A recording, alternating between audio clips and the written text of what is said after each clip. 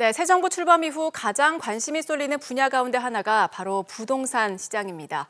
전면적인 규제 완화에서 속도 조절적으로 방향을 틀면서 지역의 집값과 전세 시장 동향은 어떻게 될지 김상진 기자가 전문가들을 만나봤습니다. 윤석열 정부의 기조는 당선 직후 시장 자유를 강조하는 완전한 규제 완화에서 속도 조절로 바뀌었습니다. 특히 대출 등 수요자 측면의 규제는 묶어둔 채 일단 양도세만 완화해 공급만 늘어나게 한 것이 큰 특징입니다. 대출을 묶어둔 데다 금리 인상이 몇 차례 더 있을 전망이어서 집값의 급격한 상승세는 없을 것으로 보는 의견이 많아졌습니다. 서울은 그동안 공급량 자체가 적었던 데 반해 지역, 특히 부산은 하반기에 입주 물량이 많은 것도 이 같은 결론을 뒷받침합니다. 조정지역 해제도 전면적으로 시행되지는 않을 전망.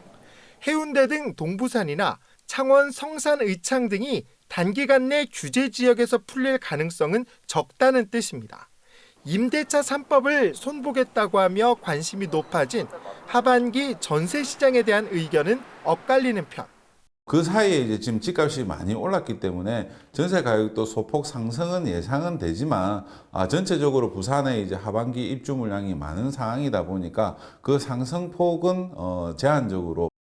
근데 이제 임대차 3법 때문에 전세가를 그동안 억누르고 있다는 게 분명히 있었어요. 근데 그 계약 청구권이 끝나는 순간 사실 주변에 높아져 있는 그 전세가들과 키 맞추기가 어느 정도 이루어질 가능성이 있기 때문에 향후 집값 전망도 의견이 갈립니다. 이미 전체적인 하락장에 들어섰다는 의견이 있고 구축 아파트 같은 경우에는 사실 가격이 많이 오른 상황이고 여러 가지 지금 대외 여건들이 이제 좋지 않은 상황이다 보니까 반면 완만하나마 상승세를 이어갈 거라는 전망도 있습니다.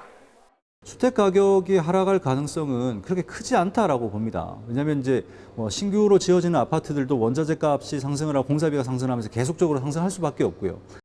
일부 비규제 지역에서 벌어지는 키 맞추기식 가격 상승 국면이 당분간 이어질 거라는 데는 이견이 없습니다.